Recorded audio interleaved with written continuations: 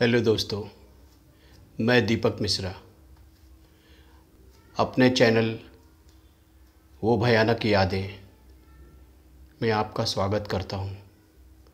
दोस्तों, ये कहानियाँ सत्य घटनाओं पर आधारित हैं और दोस्तों, हमारा मकसद अंधविश्वास को बढ़ावा देने का नहीं है।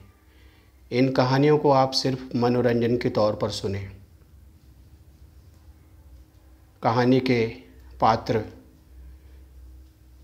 इनका घटना से मिलना कोई ज़रूरी नहीं है।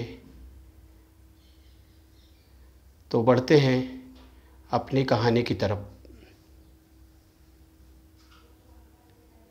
एक समय की बात है,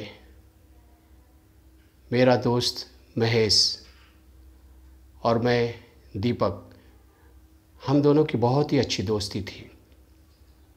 हम दोनों साथ साथ पढ़ते थे और साथ साथ ही खेलते भी थे और घर भी आते थे। एक समय की बात है दोस्तों, मैं अपना काम करके घर पे लौटा। रात का वक्त था। मेरे माता पिता अपने गांव में गए हुए थे, इसीलिए खाना मुझे खुद ही बनाना पड़ता था। मैंने अपना खाना पीना बनाया। खा पी के मैं बिस्तर पर जाकर सो गया। कुछ ही देर में मुझे बहुत ही गहरी नींद आ गई। अचानक रात को मेरी नींद खुली फ़ोन की घंटी बजने से।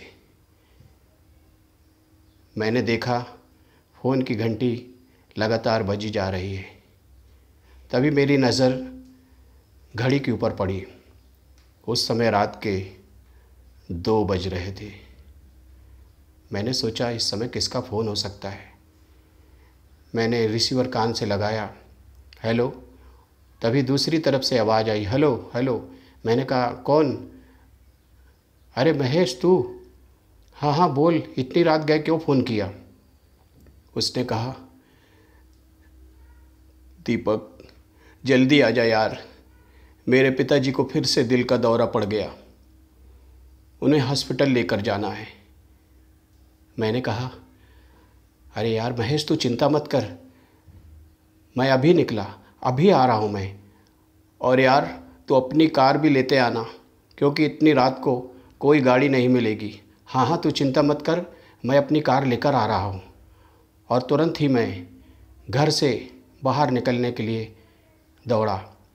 लेकिन तभी जैसे ही मैंने दरवाज़ा खोला, घर के दरवाजे पर एक काली बिल्ली मुझे घूरते हुए मेरा रास्ता काट गई। यह देखकर मैं चौंक गया। मुझे कुछ याद आ गया।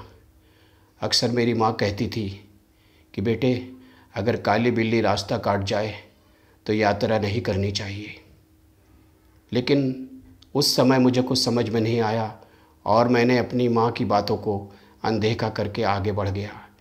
गाड़ी स्टार्ट की और महेश के घर पहुँच गया। महेश उस समय अपने पिताजी की छाती पर हाथ मला जा रहा था, रोए जा रहा था।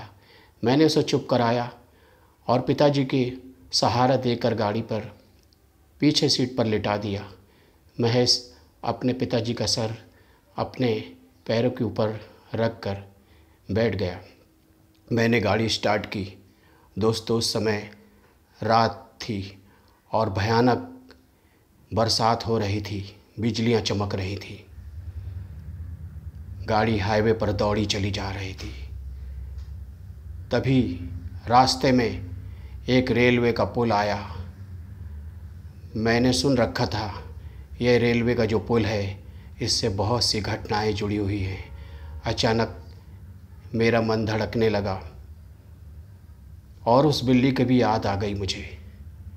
लेकिन मैंने अपना ड्राइविंग जारी रखा और जैसे ही मैं पुल के करीब पहुंचा, अचानक एक व्यक्ति मेरी कार के सामने आ गया। जब तक मैं अपना ब्रेक लगाता, मेरी कार ने उस व्यक्ति को धाड़ से एक टक्कर मारी। वो व्यक्ति दूर जा गिरा। मैंने ब्रेक लगाए, जिसके कारण महेश अपने पिताजी के साथ पिछली कार की सीट से लुढ़क गया और बोला, क्या करता है यार, वैसे ही मेरे पिताजी की तबीयत इतनी ख़राब है, उस पर तू गाड़ी ऐसी चला रहा है। मैंने कहा, सॉरी यार, 1 मिनट में अभी आया। अरे अब कहाँ जा रहा है, रुक यार, बहुत गड़बड़ हो गई। और मैं गाड़ी से उतरा और दौड़ते हुए उस व्यक्ति के करीब पहुंचा जो औंधे मुंह पड़ा हुआ था। करीब जाकर मैंने देखा वो कोई भिखारी था। कुछ ही दूरी पर उसका कटोरा भी पड़ा हुआ था।